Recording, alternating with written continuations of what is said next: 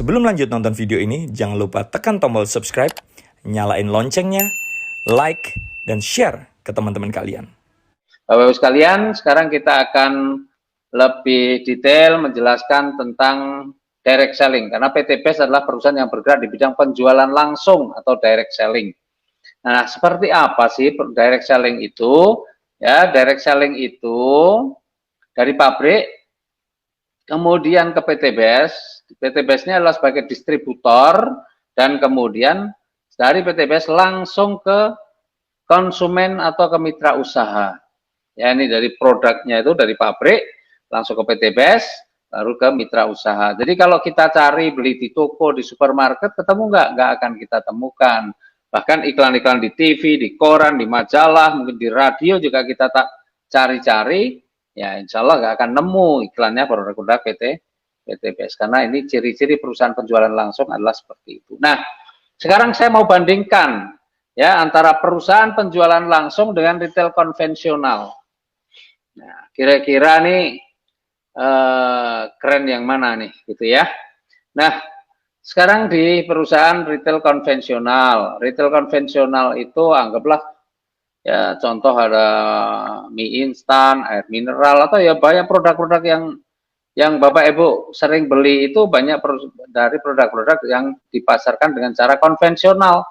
Ya, jadi dari pabrik nih ya sebelum sampai ke konsumen melalui jalur yang namanya distribusi. Nah, jalur distribusi itu bertingkat-tingkat, mulai dari agen langsung lah, kemudian ada agen provinsi, agen kabupaten, kecamatan, baru sampai ke toko atau pasar. Makanya kalau Bapak Ibu lihat nih ada kolpok bawa mie instan itu, kemudian Bapak Ibu stop mau beli, dikasih nggak? Nggak dikasih. Kenapa nggak dikasih? Karena itu masih dalam proses distribusi. Bapak Ibu baru bisa beli di mana? Di toko atau di pasar. Nah, dari sini saja kalau kita lihat, karena melalui tahapan-tahapan seperti itu, di mana semua perlu keuntungan, maka kalau kita bicara harganya, itu pun sudah pasti terjadi kenaikan ketika Bapak Ibu beli produk, karena agen langsung pengen dapat untung, agen provinsi pengen dapat untung, agen kabupaten untung, kecamatan untung, bahkan toko dan pasar pun juga pengen dapat untung. Nah, itu baru dari sisi itu. Tapi kalau distribusinya sudah jalan, Bapak Ibu tetap aja nggak ngerti produk tersebut. Kenapa? Karena belum ada promosi. Maka di perusahaan retail konvensional dia melakukan promosi, dan promosi ini besar banget biayanya, ya, melalui media cetak, koran, majalah, ya, dan sebagainya. Itu berapa koran, berapa majalah yang dia pasang iklannya, wah itu biaya gede. Kemudian elektronik itu melalui radio atau televisi, wah itu juga bayarnya besar sekali. Kemudian pakai artis, endorse artis, bayarnya juga mahal lagi.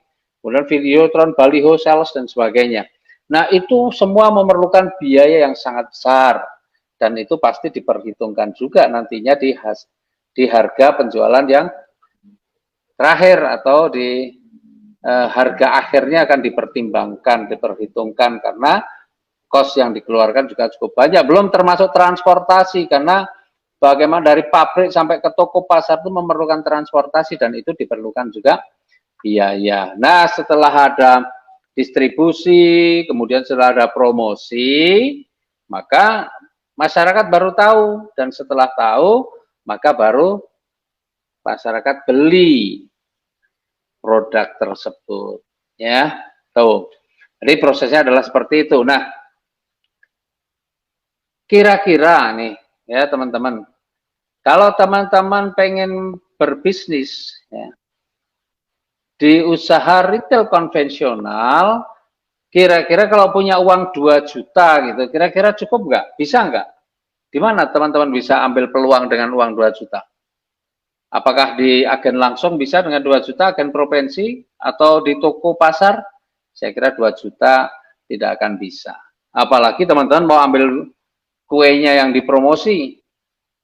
Ya, di media cetak, koran kita nggak punya, majalah nggak punya, radio nggak punya, TV nggak punya, artis juga bukan, videotron nggak punya, baliho nggak punya.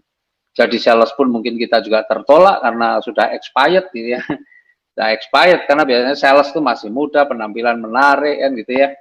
Nah, sementara mungkin kita ya, sebagian di antara kita udah expired, udah lewat semua. Jadi kalau kita pengen berperan di retail konvensional, kita bisa ambil peran di mana?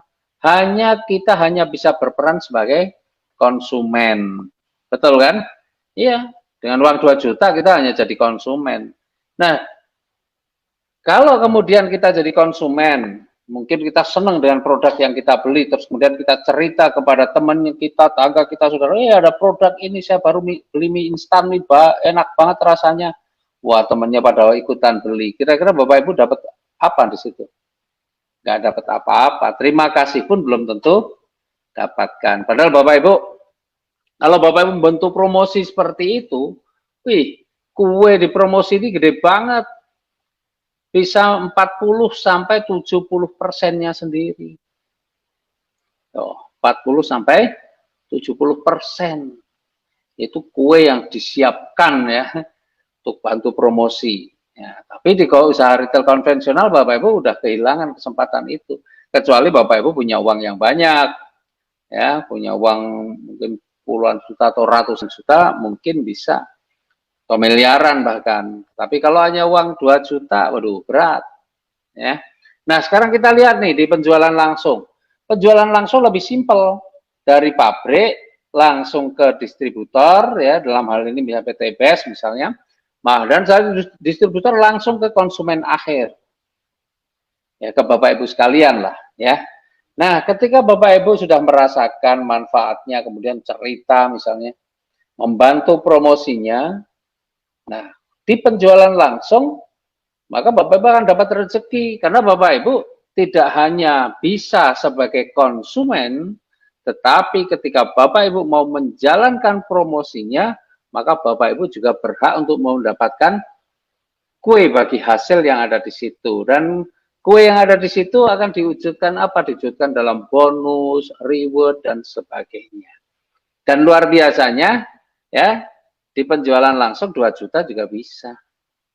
Nah, jadi Bapak Ibu coba lihat, sebenarnya di usaha konvensional itu identik dengan modalnya besar dan resikonya juga besar, mungkin juga potensi rezekinya besar mungkin.